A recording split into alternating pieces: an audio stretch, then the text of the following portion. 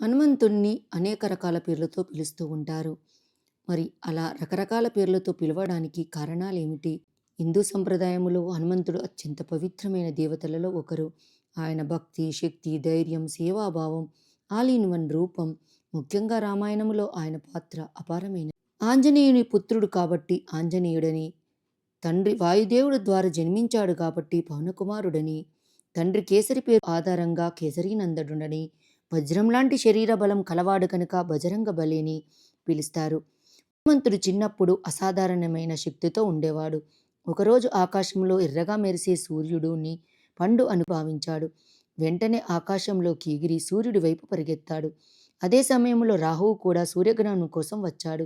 హనుమంతుణ్ణి చూసి భయపడి వెనక్కి వెళ్ళి ఇంద్రుని దగ్గర ఫిర్యాదు చేస్తాడు. ఇంద్రుడు కోపంతో తన వజ్రాయుధాన్ని హనుమంతుడిపై ప్రయోగించాడు.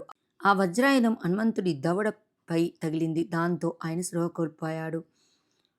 అప్పుడు దవడ కలిగినవాడు అంటే దవడ గాయపడినవాడు హనుమంతుడు అని పేరు వచ్చింది.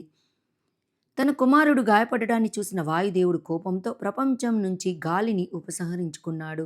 గాలి లేకుండా ప్రపంచం మొత్తం కలత చెందింది. దేవతలు భయపడి వచ్చి బ్రతికించారు.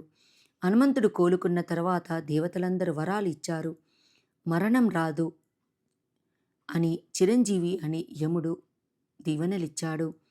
వజ్రాయుధ ప్రభావం ఉండదు అని ఇంద్రుడు దీవించాడు. బ్రహ్మాస్త్రం కూడా హాని చేయదు అని బ్రహ్మ దీవించాడు. అందుకే హనుమంతుడు అజేయుడు మరియు చిరంజీవుడు. హనుమంతుడు కేవలం శక్తే కాదు, భక్తి, సేవ, వినయం అన్నీ కలిగినవాడు. శ్రీరాముని పట్ల అపారమైన ప్రేమ, రామాయణములో కీలక పాత్ర కలిగిన సేవాభావం, అన్ని శక్తులు ఉన్న అహంకారం లేని వినయం.